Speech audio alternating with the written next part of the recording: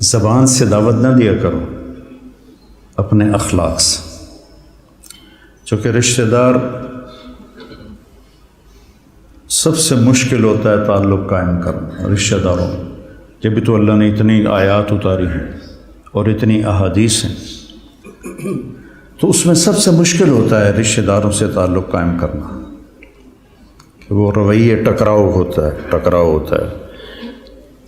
تو اس میں آپ کے اخلاق، آپ کی تواضع، آپ کی عاجزی، کوئی ان میں سے بدتمیزی کرے تو آپ کا برداشت کرنا عموماً، اور والدین خاص طور پر۔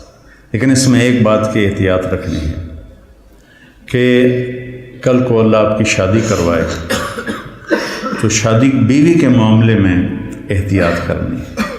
آپ کے ماں باپ کا آپ پر پورا حق ہے، لیکن آپ کی بیگم پر ان کا کوئی حق نہیں۔ میں بچیوں سے بھی کہتا ہوں کہ تم اپنے ماں باپ کو چھوڑ کے آ گئی ہو، اب اپنے خامد کے ماں باپ کو اپنے ماں باپ بنا دو۔ اور خامد کے ماں باپ سے کہتا ہوں کہ تم نے اپنی بیٹیوں کی شادیاں کر کے روانہ کر دیا اور تمہاری حویلی خالی ہو گئی بیٹیوں سے، تو تم ایسا کرو کہ یہ جو بہو آئی ہے اس کو اپنی بیٹی بنا لو۔ جب اس کو بہو کی نظر سے دیکھتی ہو تو پھر تمہارے اندر حسد پیدا ہوتا ہے، غصہ پیدا ہوتا ہے۔ اسے بیٹی کی نظر سے دیکھو، یہاں تمہاری جگہ، اس بہو کی جگہ تمہاری بیٹی بیٹھی ہوتی تو تمہاری نظروں میں کیا پیار ہوتا۔ جب بیٹی کو تم نے روانہ کر دیا ہے، اب پیچھے یہ تمہاری بہو آ گئی ہے، تو اس کو وہی نظر دو جو اپنی بیٹی کو دیتی تھی، تو گھروں میں خوشیاں۔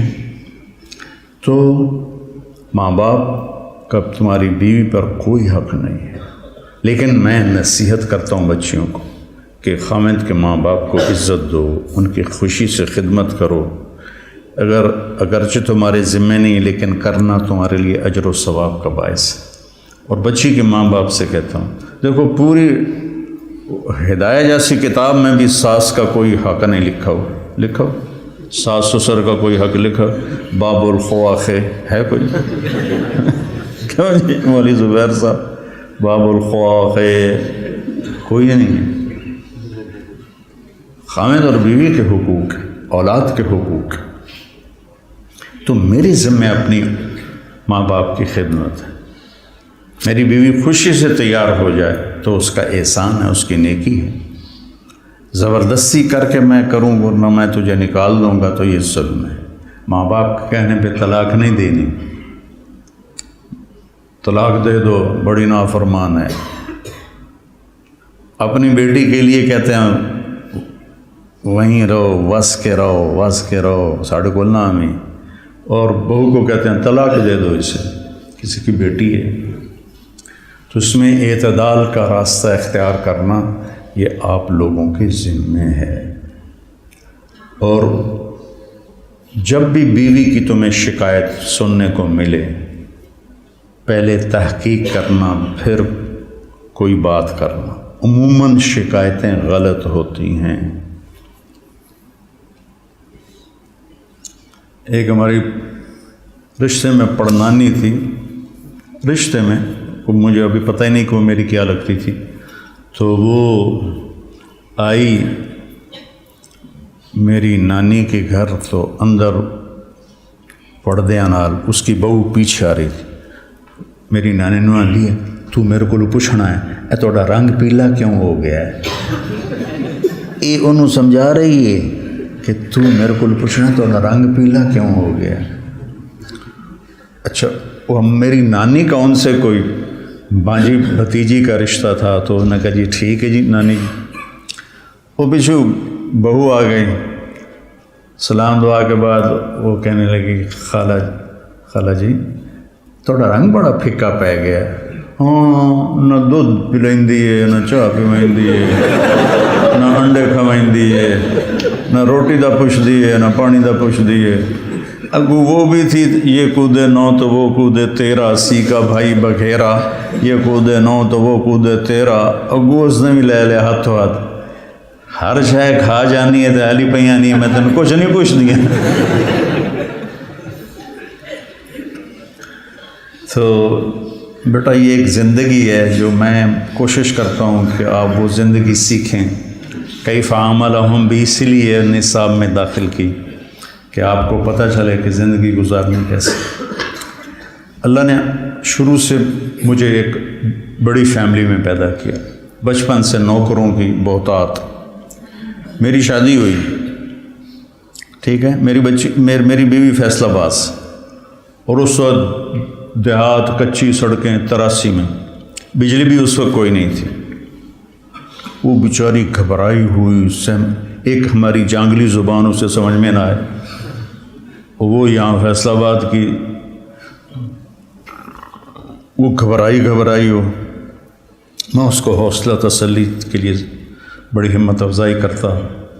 تو پوری ایک کچہری لگی، پھوپھیاں ماسیاں کٹھیاں. اچھا، میری ماں کو میرے والد چولہے پہ نہیں بیٹھنے دیتے تھے.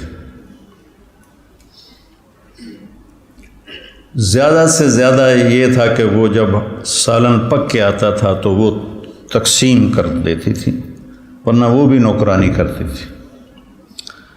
تو میرے والد یعنی میری ماں کا بڑا احترام کرتے تھے.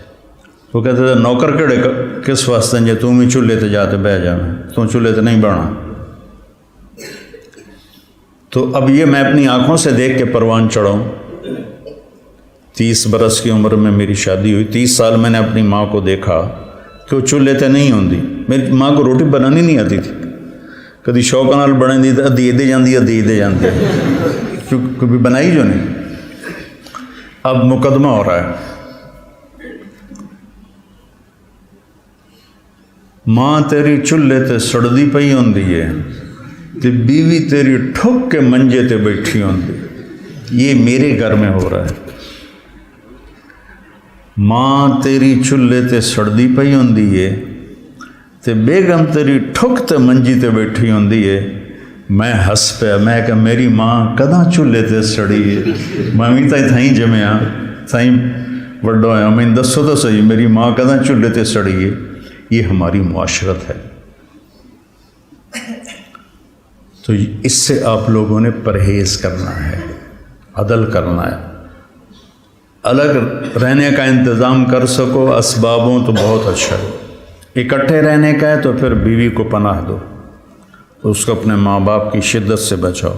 بیوی میں بدتمیزی ہے تو ماں باپ کو بچاؤ. بعض لڑکیاں ایسی بدتمیز ہوتی ہیں، ایسی زبان دراز ہوتی ہیں کہ نہ کسی کی عزت کو دیکھتی ہیں، نہ کسی کے مقام کو دیکھتی ہیں، اور بہت ہی لمبی زون. ایک دفعہ ساتھ 2 واقعے میرے ساتھ پیش آئے. ایک عورت، ایک دوست نے کہا کہ ایک خاتون آپ سے ملنا چاہتی ہیں، اس کے خامند کھرب پتی ہیں. کھرب پتی کہ ملا دو. وہ آ گئیں، 50 سال پلس ان کی عمر تھی. تو بیٹھتے ہی رونے لگیں.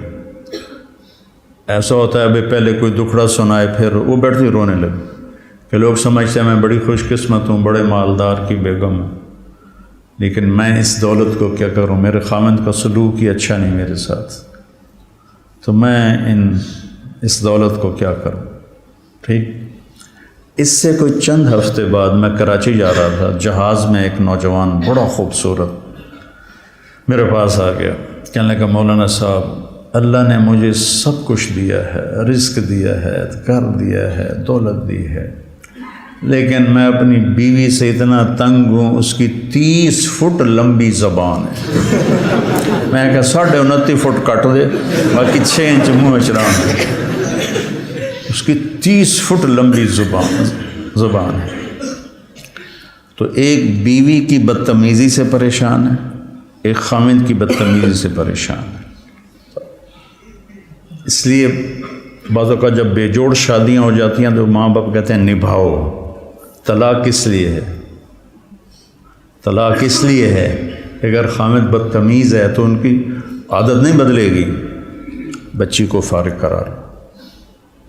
بچی بدتمیز ہے تو اپنے بچے کو ذلیل نہ کرو، فارغ کرا دو. اللہ نے طلاق اس لیے رکھی. تو میرے عزیزو، یہ زندگی کے اسباق ہیں جو اتنے ہی ضروری ہیں جتنے ہم باقی اسباق کو پڑھتے ہیں۔